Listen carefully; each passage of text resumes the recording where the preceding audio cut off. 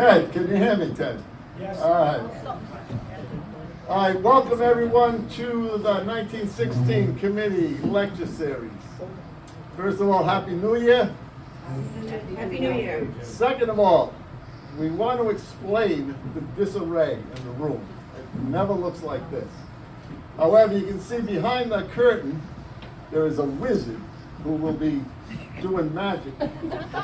Actually, there was an office there, and it's being ripped out, and a handicapped bathroom is going in on this floor, so that people don't have to go down the stairs necessarily. That's beautiful. There's still going to be other obstacles, but there are plans to kind of update the hall and make it more handicap accessible, etc. It's a serious investment, but it has to be done. The purpose of these lectures is always to educate Americans about Irish history, Irish culture, and then tonight, Irish politics. So people who were lucky enough to be here in December saw a tremendous presentation of Irish culture, Irish American culture really, with song, dance, stories. It was a wonderful night. And occasionally we do things like that where we have music, dance, and culture.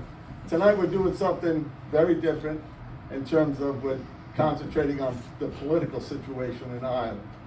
Before I introduce our speakers, I want to make some announcements about things that are coming up. Tomorrow at 5 o'clock at Patrick's Pub, the musical group Taurus are having a CD release party. I meant to bring the CD. They have a beautiful CD called Ride On. Many of the musicians in the group have been longtime members and supporters of the 1916 committee, and it would be great if you had the time tomorrow to go into Patrick's. You can pick up a CD. They're only $15. It is a really outstanding CD. I got an advanced copy, I guess, a couple of weeks ago, and I've had it in the car. I'm listening to it all the time. About 3/4 of the songs are instrumental, and then a few of them are, songs with words, lyrics, and there's 2 original songs by Bob Druin. And it would be good to support them. If you have the time tomorrow between 5 and 8 at Patrick's, it'll be a nice time. I'm sure they'll be playing a lot of music. The next meeting of the 1916 committee is going to be on Wednesday, January 24th at Patrick's Pub. At those meetings, we make plans for these lectures. We make plans for the political activity we're doing. Everybody is welcome. If you are not on our email list, see me sometime tonight. I'll get you email and we'll send you reminders about all the activities.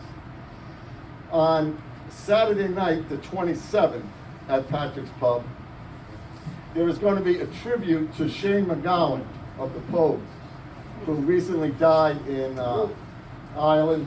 And if you were paying any attention to Facebook or anything like that, there was a tremendous outpouring of love and grief for Shane, and it stretches across the ocean. There's things that have gone on all over Europe, things that have gone on all over Australia and in America, and there are local musicians getting together that Saturday night, the 27th, and it's going to be a wonderful night if you like the Pogues, Shane McGowan, and any kind of Irish music.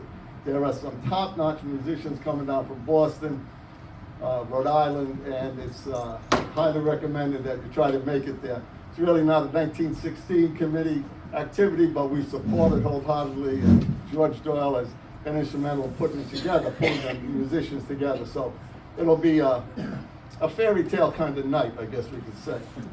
And we hope we see you there. The next lecture is scheduled for February 2nd. Our lectures are the first Friday of every month. February 2nd, we had a speaker that we've had before. He's an Irish historian. He works at the Newport Naval War College, and he is a very serious historian, a student of Irish American support for Ireland, and his name is Tim Hoyt. He contacted me the other day and said he couldn't make it. He had a conflict. He's going to be rescheduled to March 1st, okay? He's very excited about it. He was very apologetic. If you have never heard him speak, he's just very informative, and you just learn an awful lot.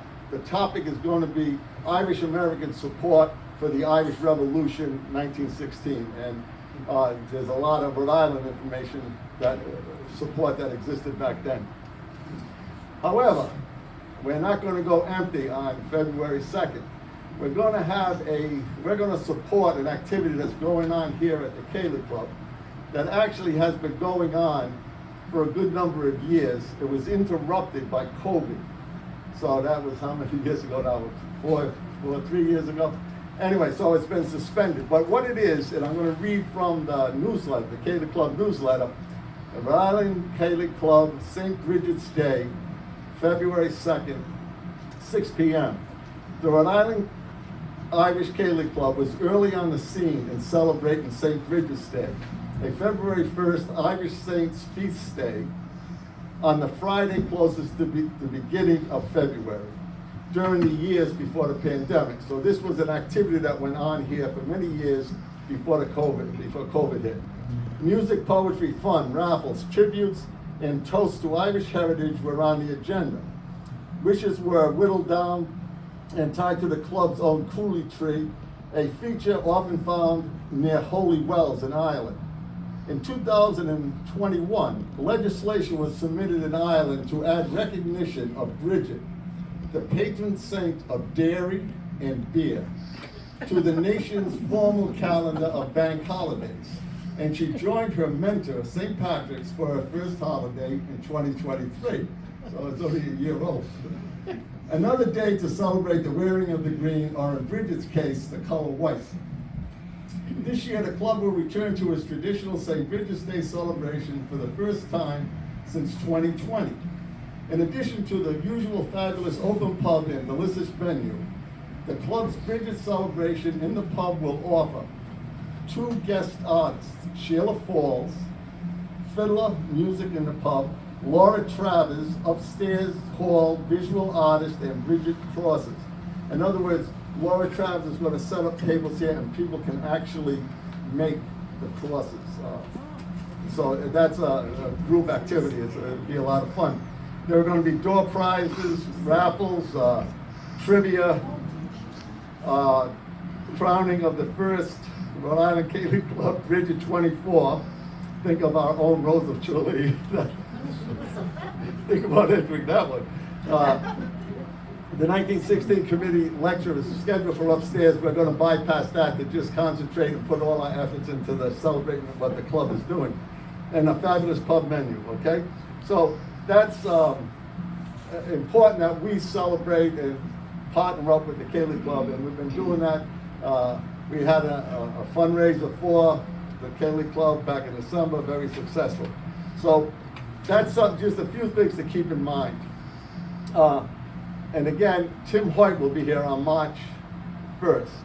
February 17th at the Gaelic Club, the Tories are going to give a concert. So that'll be something you can hear about at the club or in the 1916 newsletter. Now, with that all as background, to just introduce tonight's lecture, which is somewhat different than what we usually do. We are going to have a discussion, a panel discussion. 3 people are going to speak.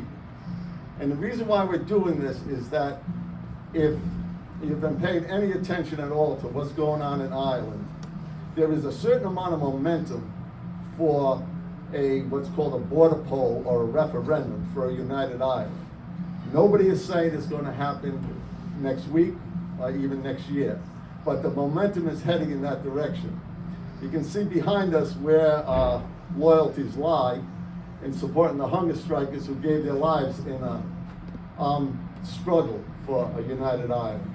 Today, the landscape is completely different, and it is a nonviolent political struggle that's going on. And there are obstacles to a united Ireland, just as there are obstacles in the armed struggle. And some of the problem isn't just the Unionists in the north. There is resistance in the 26 counties, and it's going to be important that Americans understand the dynamics of what's going on. And tonight, these 3 ladies to my right, Ann McCarthy, Tricia MacGyver, and Marie McGee, he's going to take one of the 3 leading parties in the 26 counties and give a brief history and a position paper on where they stand on issues in Ireland today. Now, up front, it's important to know that these three ladies have volunteered to do this. They did their research. They are not historians. They are not people who wrote books about anything in Ireland. But they're here to teach us what their research has revealed to them. And there might be people here who are very strong Sinn Fein supporters, or very strong Fine Gael supporters, or Fine Gael supporters.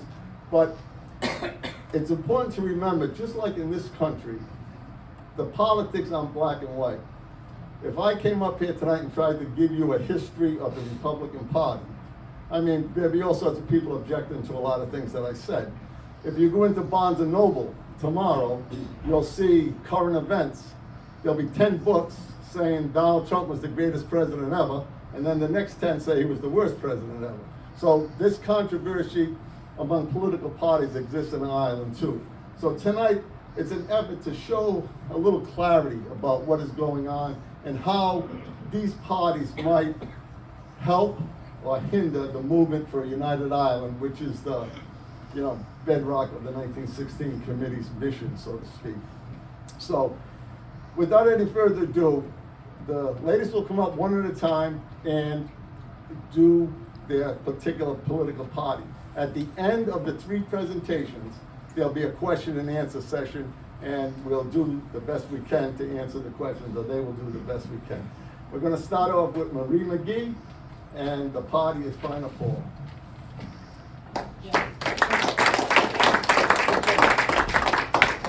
Talking about this afterwards, when you're done? Yeah. Okay. Hi, thank you everybody for coming. Before this assignment, I didn't even know how to pronounce it. So it's Fianna Fáil, and that's Gaelic for Soldiers of Destiny. So this party was founded in 1926 when a group of Sinn Fein deputies in the Dáil, who were led by Eamon de la Vera, they split from the original Sinn Fein party. Sinn Fein back then, they were pro-treaty. And the other members of the split were 1916 veterans, Sean O'Kelly, P.J. Rutledge, and Constant Markovich. As I said, they were veterans for that. Before I continue, Jim had given us an outline of things to touch on, and we all did that. Some of the stuff that, one of the things was about ladies and how women were treated, and when I mentioned Constance Markovich, I just wanted to let you know that she was elected to the British Parliament in 1918, and though she refused to take her seat. But she was also the only woman to serve in the first Dáil, which was the Irish Assembly. So it seems that it was maybe even a non-issue about women and the government, because they've always been there. And Constance Markovich was a leader in the 1916 uprising. And if you just scratch a little bit below the surface, you'll find out that women were very involved in it. So that answers the question of that. So the split from Sinn Fein centered around a few issues. The first one was the members of the Dáil were expected to take an oath to the king. I can't, that's okay, that's Britain. Then there was the partition, and Britain also, they had 3 naval bases in Ireland, and they also, Fianna Fáil, they disagreed with the policy of abstention. And Fianna Fáil was anti-treaty, as I had said before. After De Valera's involvement in the Civil War and then time in prison, and when he was released, he was the last prisoner to be released from, I lost it. What's the name of that prison? That's it, thank you, Kilmainham. And so he wanted to avoid war. He felt that politics was better than bloodshed. And at this time, the Labour Party was unwilling to, there was another party, which we're not gonna talk about, but was unwilling to challenge capitalism. So Fianna Fáil was able to move the Labour Party into the fold of capitalism. And with their success doing this, there came accusations of Moscow influence. In spite of this, with the support of Labour in 1932, they secured enough seats to form a minority government. By promoting the agenda of local farmers and local Irish businesses, not this one, Fianna Fáil was considered a friend to the farmer, a friend to the small businessman, and that was their appeal. They also, their party line was an independent Ireland, agriculture, working with many of the people, Irish-speaking Catholics, and while being inclusive across party economic lines, without appearing overly supportive of the rich. Had to be very careful about that. And in regards to how they were with the Catholic Church, in 1932, Fianna Fáil leader Sean O'Kelly made their position very clear, stating, "Our policy is that of Pope Pius XI. Fianna Fáil adhered to social teachings in regards to banning of contraceptives and the regulation of dance halls." De Valera invited a bishop, Edward Cahill, to write the preamble to the Constitution. Fianna Fáil, though conservative, did not hamper their efforts to appeal to the working class. Now, Fianna Fáil based their constitution on the 1916 proclamation, and here I would like to draw your attention again in regards to women, that the first line in the proclamation of who this proclamation was for, it's addressed to Irish men and Irish women in the name of God and of all the dead, that's generations. Thank you. So again, I just wanted to throw that in there because they were way ahead of their times back then in 1916. So then there was the rise of the Blue Shirt movement, which was a fascist movement. And on this rise, De Valera reacted by launching the Public Safety Act in an attempt to ban the Army Comrades Association. The Army Comrades Association merged with Nagad and the Centre Party to form Fine Gael. Is that how you say it? Fine Gael? This drew Fianna Fáil and their labor movement closer together. Fianna Fáil delivered some gains for workers and wooed the Catholic hierarchy by embracing Catholic social teaching. For 42 years, Fianna Fáil dominated the Irish politics. And in 1959, the party's economic policies of Irish self-sufficiency were revised, and those revisions took away some of the protections for the local farmers and the local workers.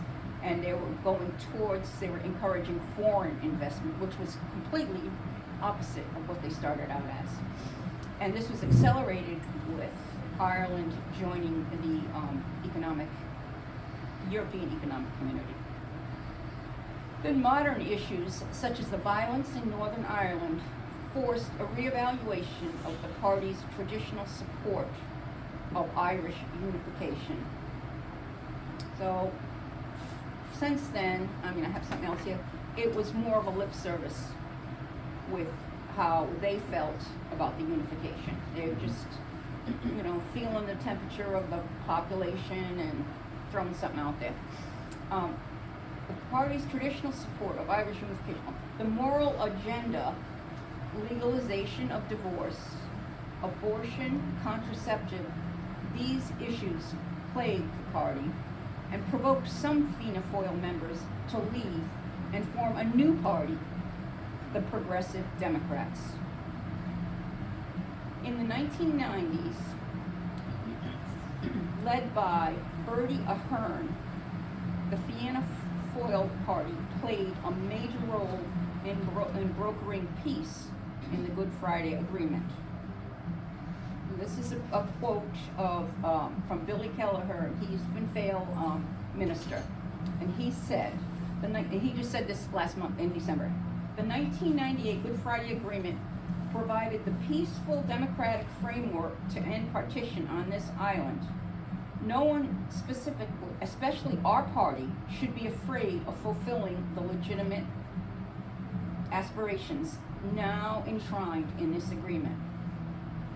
But before this, starting back in 2008, possibly, I'm sorry, I got that wrong. That was 1998. I'm so sorry. He said that in 1998. But starting in 2008, due to some mismanagement with finances, Ahern resigned. His replacement was Brian Coben. Undone also by financial mismanagement, he resigned in 2011. In 2016, Fianna Fáil made a short return to power, only to watch their party trounced in 2020 by Sinn Fein. So guess what they did?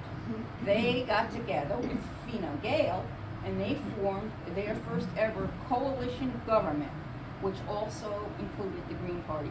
So that made me think of the expression, I don't know who said it, but it was a long time ago. The enemy of my enemy is my friend. And that's all I have to say about that.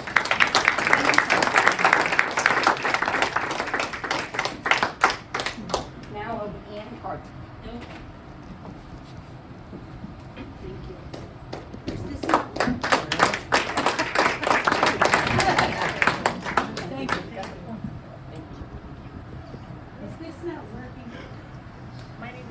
Might need to lower it.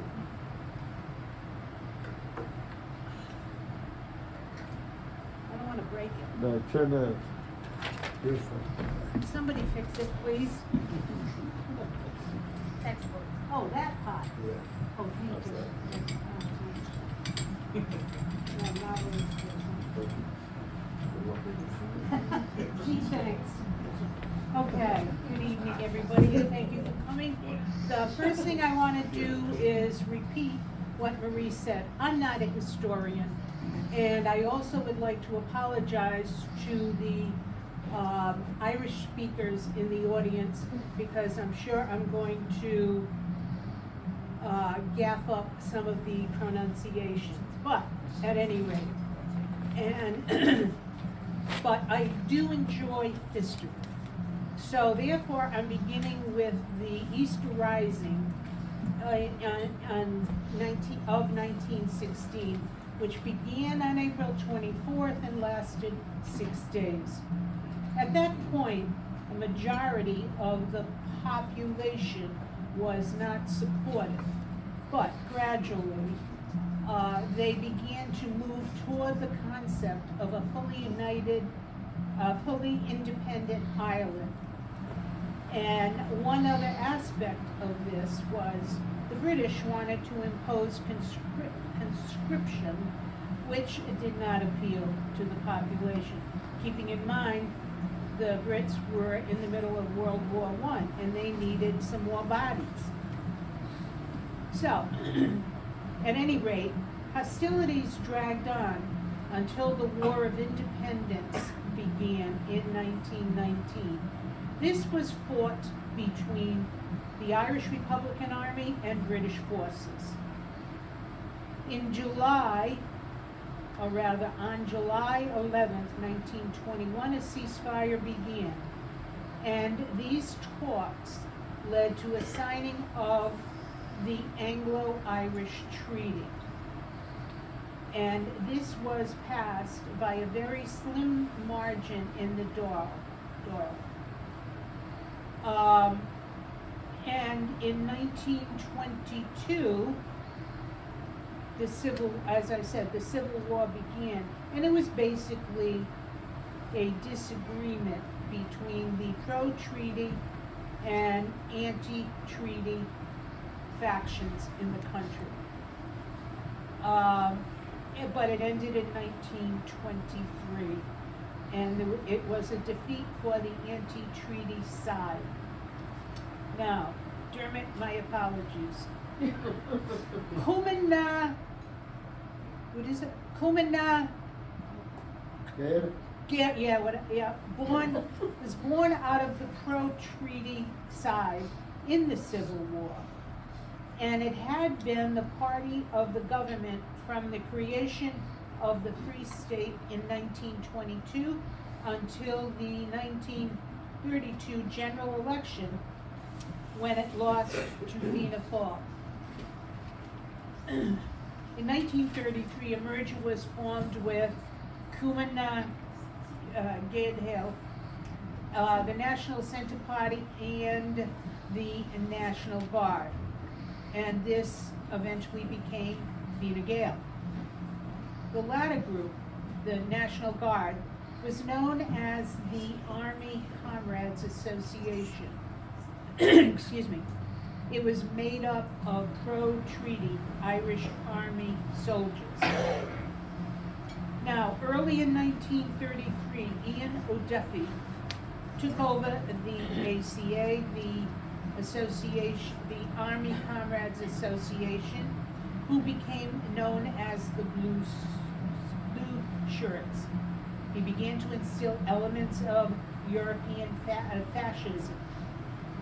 Fianna Fáil government banned the National Guard based on fears of a major parade in Dublin that was planned, and they feared it might be an attempt to emulate the March on Rome in which Mussolini came to power. O'Duffy resigned in 1934 after the party, Fine Gael, attempted to control what he said in public. The majority of the Blue Shirts returned to traditional conservatism after that. And I did some reading up on the Blue Shirts, and some of the pictures that were part of the articles I read, I mean, they were fashioning themselves, after the Nazis, with the marching and the straight arm salute and what all. But anyway, okay, so, but Fine Gael was out of the government until the 1948 election, would you believe? So at that point, a coalition was formed to oust Fianna Fáil, but it was short-lived. It revived again between 54 and 57. Now, in the 60s, a new generation of Fine Gael politicians led by Declan Costello proposed a landmark moment in Fine Gael history. He proposed moving the party to the left in a social democratic direction. It failed at the polls. Liam Cosgrave, later on, Liam Cosgrave secured an election pact with the Labour Party in 1973, and Fine Gael returned to power. Now, in 77, Garrett Fitzgerald took the reins of the party. Fine Gael campaigned in a number of referendums, including entry into the EEC, the European Economic Conference, lower voting age from 21 to 18, and supported a resolution to remove the, quote, special position of the Catholic Church from the Constitution. And these were successful. Now, I must mention that the special position of the Catholic Church had been part of the Constitution since 1937. And I do have the, I'm not going to read it though. I do have the, Preamble. Preamble, thank you. I do have the preamble, I'm not going to read it. Okay, Fine Gael in Labour maintained this pact through the 70s and into the 80s. In 85, they voted to liberalize the access to contraceptives. Also in 85, Fitzgerald signed another Anglo-Irish agreement with Margaret Thatcher, paving the way to a devolved government in the north of Ireland. Needless to say, there was huge opposition from the Unionists. In 1990's general elections, Fine Gael's candidate, Austin Curry, only gathered 17% of the vote. Fine Gael's influence was fading, and members of the Dáil fell from 51 to 31 in the 2002 general election. Enda Kenny became party leader and was able to bring Fine Gael back to the 1997 levels with 51 TDs, members of the Dáil.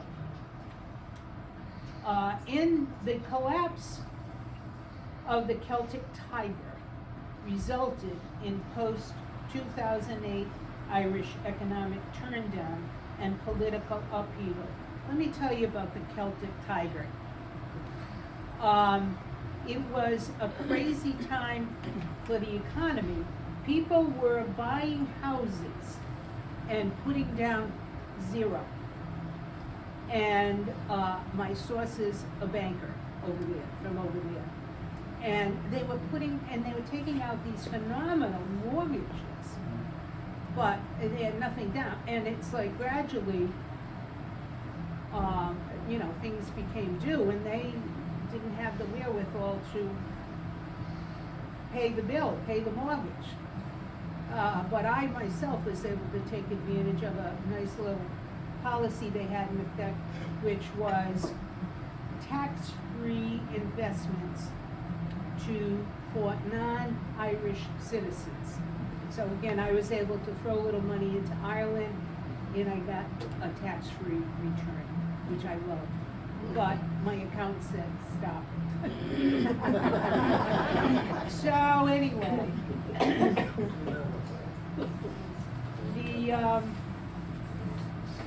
so it was a complete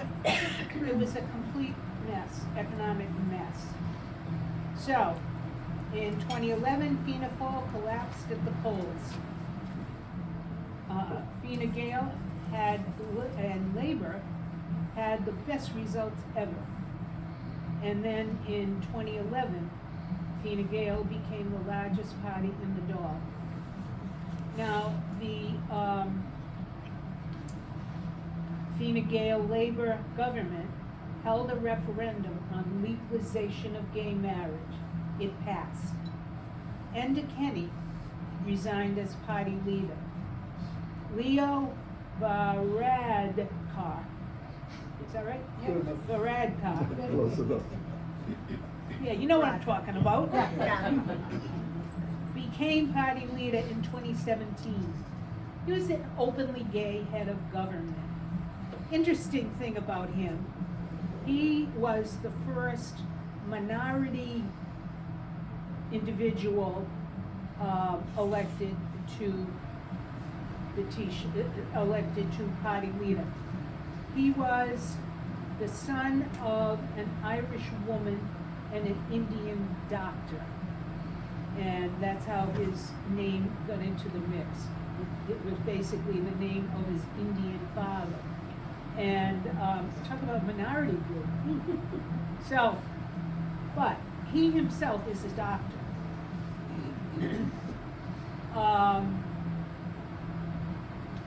Okay.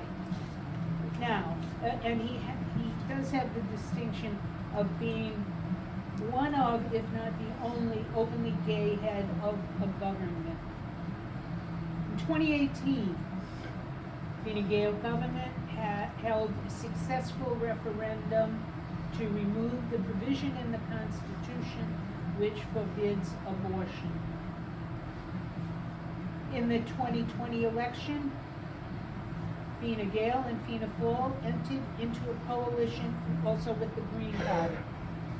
And this I find fascinating. There is now a power-sharing arrangement in effect. The uninterrupted term of government is 5 years. So Leo and Michael are sharing power. Leo is halfway through, just about halfway through. And then at the end of the time, they're gonna switch roles. And Michael will be the Taoiseach, and Leo will become the tangent, yeah. Okay. All right. Now, Leo, as head of the minority party at this point in time, Fine Gael, called for a referendum to repeal the 8th Amendment, and which prohibited abortion. A vote was held on May 25th, and 66% of the voters were in favor of the repeal. Now, since its inception, Fine Gael has portrayed itself as a party supporting a policy of fiscal rectitude. In other words, doing the right thing financially, and minimum government interference in economics and advocating pro-enterprise policies. They believe in minimal state intervention, low taxes, and low social expenditures. Varadkar has been a strong proponent of small indigenous businesses. Fine Gael's policies generally conform to conservative government policies throughout Europe, focusing on cutting numbers in the public sector while maintaining investment in infrastructure. Now, their proposals have been criticized by smaller political groups in Ireland and by some of the trade unions. They contend the party's solutions are more conscious of business interests than those of the workers. In 2008, SIPTU, which is Services Industrial Professional and Technical Union, opposed then Taoiseach Enda Kenny's assertion in response to the economic crisis that national wage agreement should have been suspended.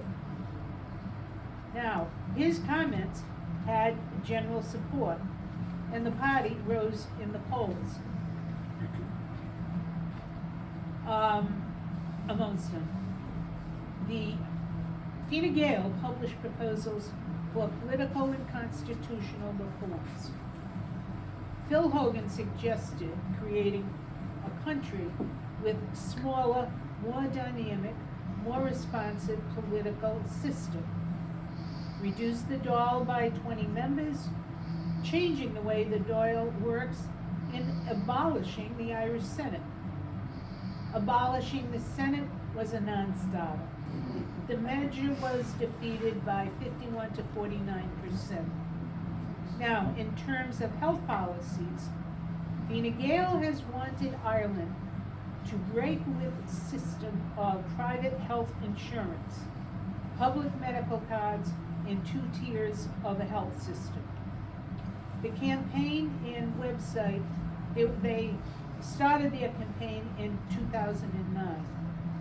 The health service would be reformed into a publicly regulated system where compulsory universal health insurance would replace the existing provisions. Fianna Fáil was critical of the proposals, but Fine Gael maintained it's the only means of reducing public expenditures and providing services similar to Canadian, German, Dutch, and Austrian systems.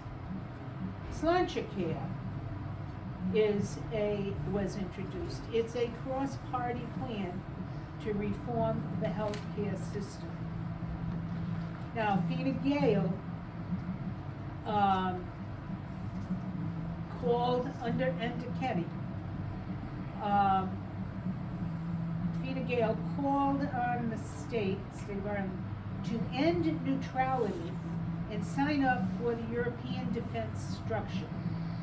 Now, since Brexit, Fine Gael has taken a strong pro-Europe stand, stating Ireland's place is at the heart of Europe. The party launched Global Ireland in 2018, and it's a plan to develop alliances with other small countries in Europe in the world. And it wants to grow and diversify export markets, inward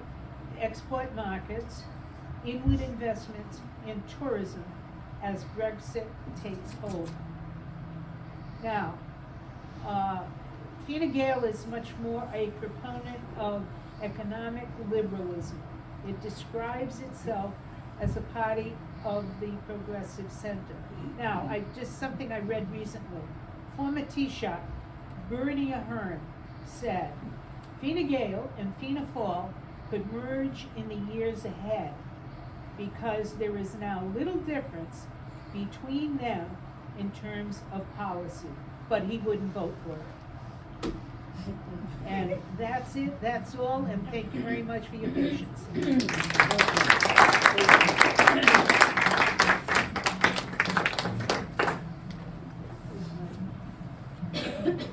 Oh, here it is. Excuse me, thank you.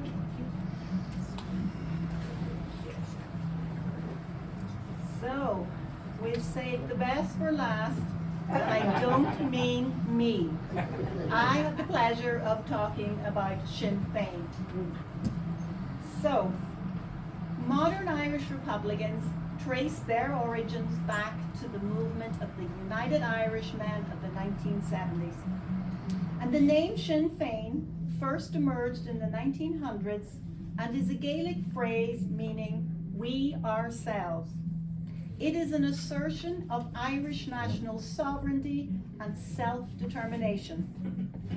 Sinn Fein was initially a federation of Irish clubs, but after the 1916 rising, Sinn Fein grew in popularity and won that 1918 general election overwhelmingly and set up the first rebel Irish government, Dáil Éireann.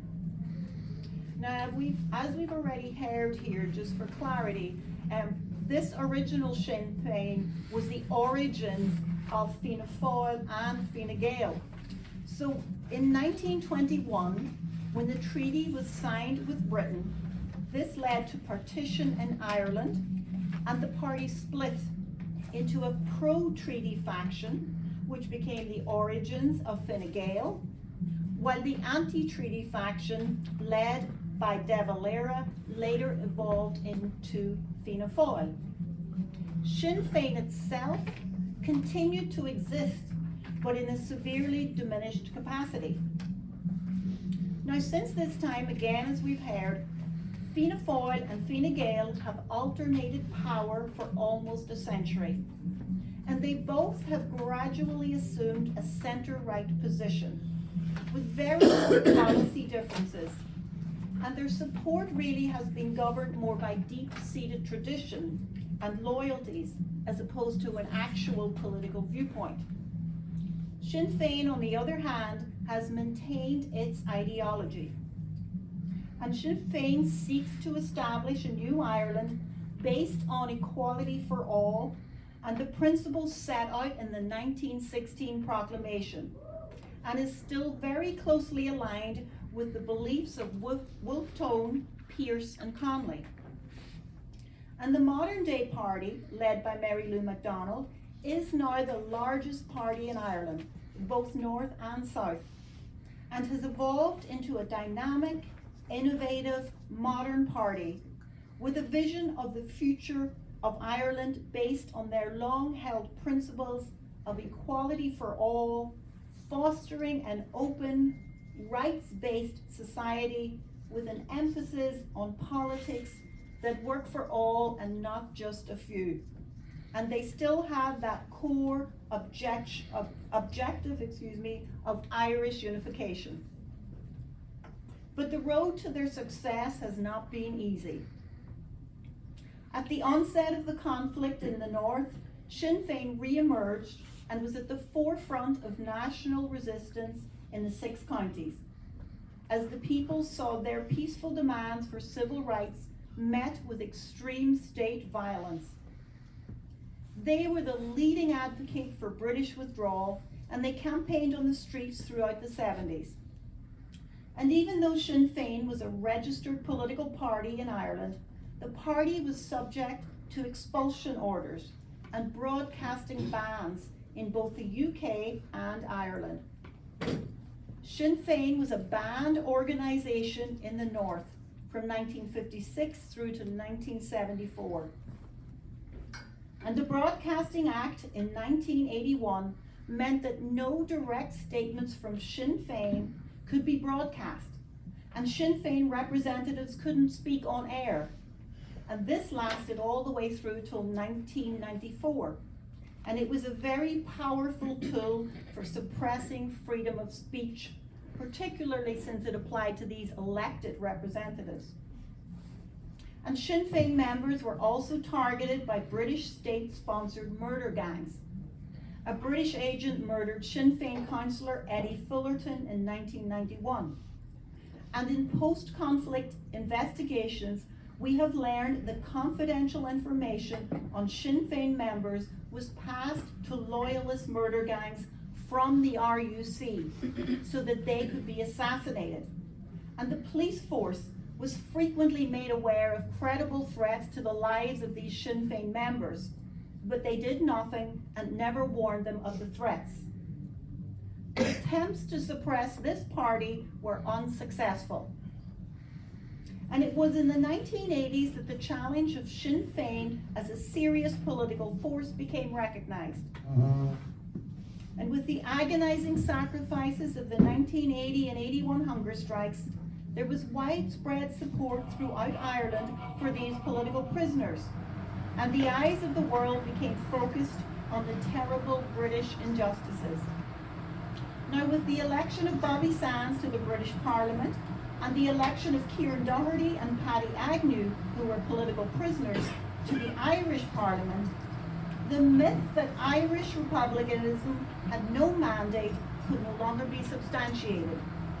And with further British intransigence came greater support for Sinn Fein, which continued to grow in popularity. Now, also during this period, there was a continuing debate within the Republican movement on how best to further the aim of national self-determination. In the mid-80s, there was a reappraisal of the Sinn Féin policy of abstaining from taking up their seats in the Irish Parliament. Now, this was done in an effort to drive forward the political struggle and develop a greater connection with the Irish people, who really didn't understand that policy of abstentionism. Although within the party, a 2/3 majority agreed to this proposal, it did lead to some people splitting from the organisation.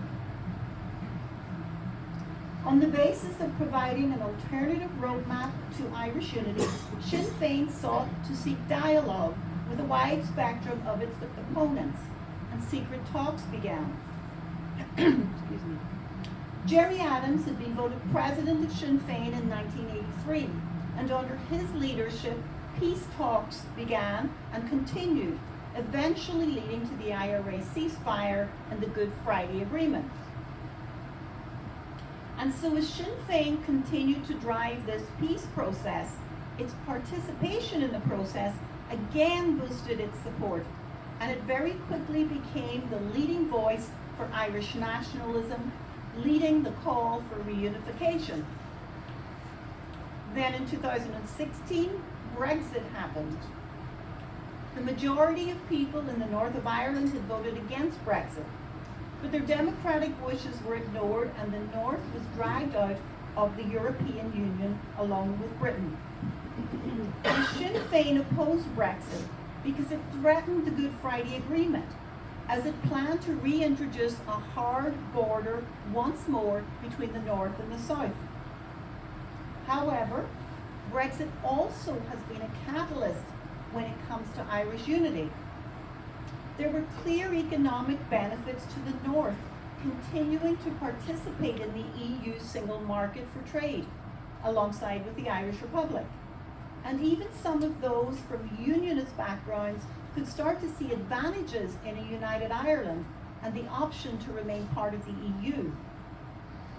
Sinn Féin was a strong advocate against that hard border and a proponent for the Northern Irish Protocol, which essentially placed a border of sorts in the Irish Sea. They were joined by some powerful allies, including those in the US and in Europe, who also wanted to protect that Good Friday Agreement. And Sinn Féin soon found itself with a very strong voice in Brussels and in Washington. Now, when it came to popularity, Sinn Féin is now clearly the largest party in both the north and south of Ireland. In the south, in the last election in 2020, Sinn Féin won the popular vote and were 4% ahead of their closest rival. They have demolished that two-party domination present since independence, which you've heard about earlier. Fine Gael and Fianna Fáil have exchanged power on the backs of each other's failures, whether that be economic failure or another scandal that frequently surfaced. But to keep Sinn Féin out of government, for the first time, they joined forces to form a coalition government. Now, it was a move that kept them in power, but with Sinn Féin given a very clear mandate from the Irish people, it also led to a very significant dent in Fianna Fáil and Fine Gael's credibility. So the people of Ireland, long disillusioned with the self-serving old boy network of career politicians, are ready for change. But the emerging Sinn Féin party offers so much more than a simple protest vote. They have managed to tap into not only public anger, but also public optimism. For the first time, there was a real alternative, a party that looks to the future with radical new policies, energizing the voters, offering them the prospect of an open society, an accountable government, and a modern progressive economy. Now, they speak of shared prosperity, decent work opportunities, and ending the housing crisis in Ireland, lowering rents, and taking people off the streets and families out of temporary hotel accommodation and into homes that they can afford. They have a vision for healthcare which will be accessible and affordable to all. They're selling a better future. And Sinn Féin's left-leaning political platform resonates really well with the youth, with Gen Z and millennials, who now make up 2 million of Ireland's 4.7 million registered voters. The party endorses LGBT rights and the pro-choice movement. And Sinn Féin is a vocal supporter of marginalised groups, openly criticising transphobia and the anti-traveller discrimination. And all this while reframing the message surrounding Irish unity. And in the new Ireland, they are building a place for women as well. Mary Lou McDonald speaks of an Ireland where women are not only on the pitch, but heading the team. And it's hard to undermine this message when the leadership of Sinn Féin has so many strong women at the helm, including Mary Lou herself, and with Michelle O'Neill by her side, leading Sinn Féin in the north as First Minister for All. Now, Michelle has been able to galvanize the nationalist vote in the North, while with her very positive messaging has won over many moderate voters as well, leading to the historic moment when a Republican nationalist won the election in a state that was designed so that could never happen. And when it comes to the Legacy Bill, a bill designed to stop the investigation of British misdeeds in Ireland, Sinn Fein have stood with the victims, demanding that this cruel and callous legislation be removed. The Legacy Bill denies all legal recourse to those who suffered in the conflict. Sinn Fein have been urging the current Irish government to take up a legal challenge against the UK under the European Convention of Human Rights. And the government have been dragging their feet on this issue.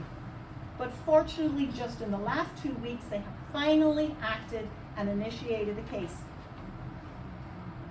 And when it comes to Irish unity, Sinn Fein clearly distinguish themselves from the other mainstream parties.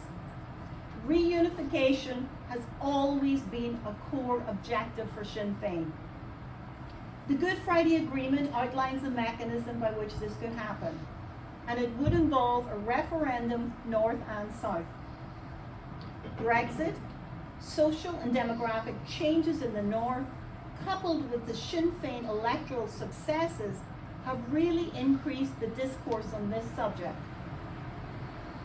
The current coalition government of Fine Gael and Fianna Fáil have paid lip service to a faraway aspiration of a united Ireland, but they have taken no action towards this. Sinn Fein, on the other hand, have been very proactive, producing many discussion documents on how this might look, facilitating conversations in the form of forums throughout the country of Ireland. And they have a very clear message that there is a place for everyone in this new Ireland. Michelle O'Neill in the North, as First Minister, has pledged to work for all. Discussions have taken place on many, many levels, including civic, economic, and academic, and a wide cross-section have been invited to participate in these talks, including the young and old, women's groups, community leaders, and representatives from the Unionist backgrounds. Objectives have been clear. Sinn Fein is here to listen, to create a space for conversation, to hear perspectives, and they have a welcoming message for Unionists, who they do sincerely want to have an important place at the table and in the new Ireland they envisage. Sinn Fein talks of politics that work for all, a tide of positive progressive change, a message of hope, showing an openness to listen and to have a place for all. It's an appealing message, and it's a winning formula. And the party now seems poised to become the future of Ireland, with Irish unity firmly on the horizon. And one can't help thinking of the famous quote from French poet Victor Hugo: "Nothing is more powerful than an idea whose time has come." Thank you.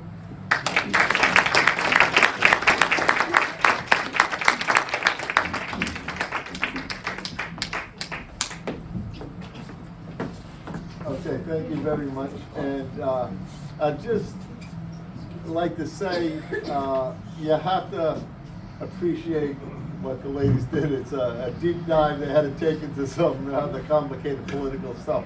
But is there any question, does anyone have any questions that maybe could be answered here, or any comments, or anything at all? Pat Brady. Yeah, I just, in the three talks, there was no mention at all about policy towards the migrants and immigrants. I mean, and that's on the front page. In the last couple of months, they've had riots. They've had a lot of trouble dealing with that, and yet there's nothing that I've heard coming out of any of the the three parties concerning that. I can briefly answer that one. Let's hear from Sinn Fein. So, as part of the discourse over what you've been referring to, Sinn Féin have actually been very vocal about this, and they have a very welcoming message for immigrants. They speak about the diversity in Ireland, which they welcome. They talk about a place for all, including immigrants. They don't have an open door policy because obviously there have to be some limitations on immigration, but they definitely feel that the particular trouble that we ran into recently has come about because of how the previous governments have dealt with problems in Ireland with immigration. Their economic policies, which have led to such diversity in terms of the rich are very rich, the poor are very poor, there's no housing, there's a lot of people on the streets, and when you get that kind of poverty, then a lot of these problems arise. Sinn Féin wants to address that. The other parties, I have not heard anything regarding that. They've been quiet on the subject, possibly because they don't have answers. Thank you. Yeah, I have a Sinn Féin question also. I will try. Okay, my understanding is that Northern Ireland actually did fairly well in the Brexit negotiations in terms of shipping, taxing, all that sort Yes, of stuff. yeah. So, I'm just wondering, are they going to be a little bit resistant to leaving the UK? How do they view that? Well, I don't think that it's an economic question at all, because Ireland is actually a fairly wealthy country. It's probably placed amongst, I think I read, the top 5 in the EU. And someone once, I read somewhere during this research that it is much better to be poor in Ireland than it is to be poor in the UK because of the economic disaster of Brexit. There are clear economic advantages for those in the north to become part of a united Ireland, free trade, trade within the European Union. As it stands right now, Britain has very limited trade agreements, particularly with the EU, who they are no longer friends with, and they may have a great trade agreement coming with the US, but that's not formalized because that's a leverage point for the US at the moment. So long story short, the reason why you'll hear a lot of Northern Ireland Unionists who don't want to become part of a united Ireland has absolutely nothing to do with the economy. It is based on traditional kind of tribal feelings that they want to maintain the union. But there is a very clear benefit economically for businesses, for healthcare, which we saw during COVID, for this to be one nation. So I think that's my understanding of it, but I'm open to be fact-checked. Thank you. Are there any differences among the three parties in terms of policy toward school, what would be elementary and secondary education in the United States, in terms of, for example, the church involvement in schools? Yeah. Sinn Féin would definitely support a separation of church and state. And they feel strongly about that because of equality for all, a place for all, equal rights for all. And they feel that it's unfair if a government of a country imposes religious views on the laws of the land. So I do believe that's where Sinn Féin stands on that. I think that Fianna Fáil has been traditionally followed the church.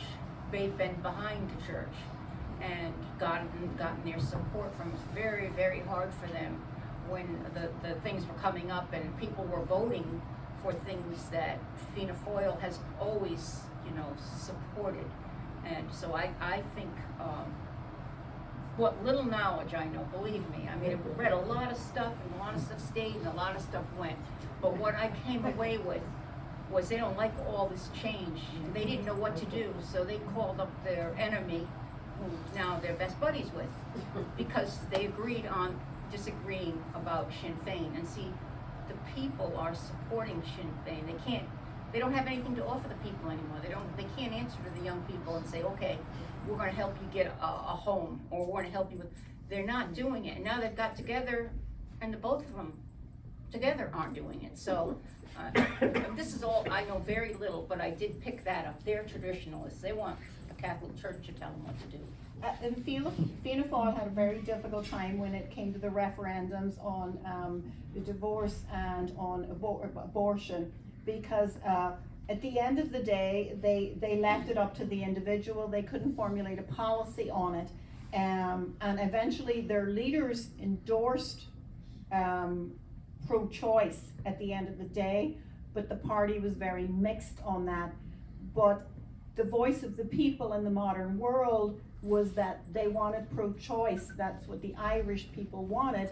And there's various other reasons, I think, this is just, I think, that the younger generation are moving away from the Catholic Church because of all the scandals within the, whether you agree or not with that, it's happening and it's real that the younger people are moving away. Now, the younger people in Ireland, as I mentioned, are probably close to half of the registered voters, because there's about 2 million of the 4.7 who are of a younger generation. And I think that is playing in well for Sinn Fein and not so well for the older traditional parties.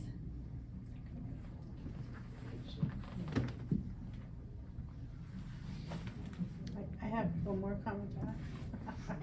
Anybody else? In the time that I've been married to a native Irishman, I have noticed such changes in Ireland, and I think some of it is due to the internet and the immediacy of information. But the whole idea that Sinn Fein would be, like, people in the South would be talking about Sinn Fein as a possible ruling party, Yeah. is crazy. You know what I mean? That's crazy talk.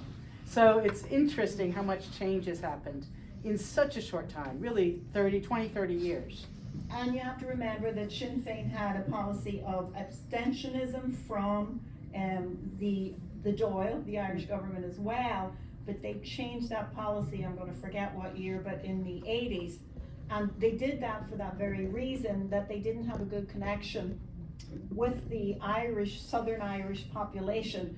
But once they did establish that, and once their message got out, then the people followed them, because it's a very appealing message to a new generation. I mean, it's hard to not accept a message where they're saying, you know, we want a place for everybody.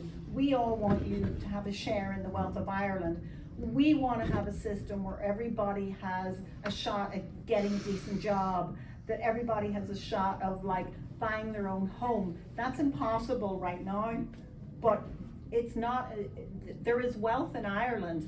It's just not evenly distributed, and they want to change that.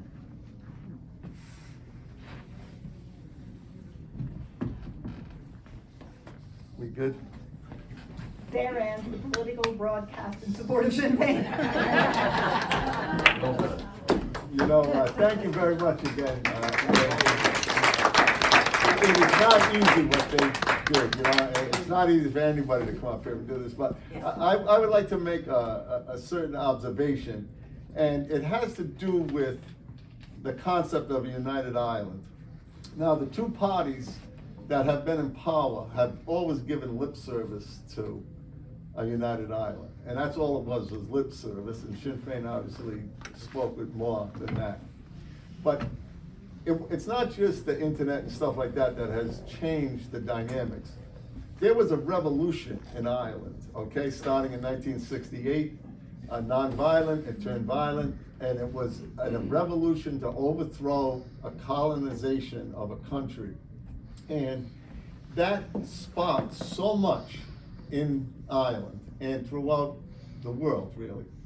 And the the argument that went on during the 70s and 80s and during the hunger strike was violence never solves anything. They were told, this is not the answer. You have to have democracy. It's not the bullet, it's the ballot. Well, son of a gun, if they didn't put down the guns, and then Sinn Fein gets elected, the largest party in the North, and what does the opposition party do? They cancel the freaking government. And it's been canceled for more than a year now. And there's no horizon where it's going to end. And what happens is the people's daily lives are screwed up because there is no functioning government. And it just keeps going back. Brexit's an issue, immigration's an issue. There are a lot of issues, but the fact that the church, these two political parties preach violence isn't the answer. Use the ballot. And then they use the ballot and look what happens. You know, it's a very complicated thing. And let's hope the ballot is the answer. But in that regards, part of what's going on is that there is a movement in Europe and in the United States to put an end to this kind of conflict. And we have something that we can do with it. What they talked about with the European Court of Human Rights is that, Yeah, European Court. you know, so they were forced, in that Irish government was forced into, putting in a petition to investigate this legacy issue, which is a complicated thing. But these two women here have been lobbying, maybe even harassing our elected officials here to the point where they have all signed on to it, and they agree with what this analysis is, that the British shouldn't have an amnesty for the murders that were conducted during the years of violence, any more than anybody should have gotten off. But these guys all went to prison, right? None of the soldiers went to prison. Very few of the IUC went to prison. It was all covered up, and now they made a law that we're not going to talk about it anymore. End of story, 40 years later. It's just out and out immoral and wrong, and there is a certain justice that I think we've all been campaigning for. We want to keep doing that until there is a united Ireland, and then we'll see how good Sinn Fein does if they're in power. But at least they talk the talk and walk the walk, you know, and that's what I'd like to end with that. Anything else here? Kathy. Oh, there's a raffle.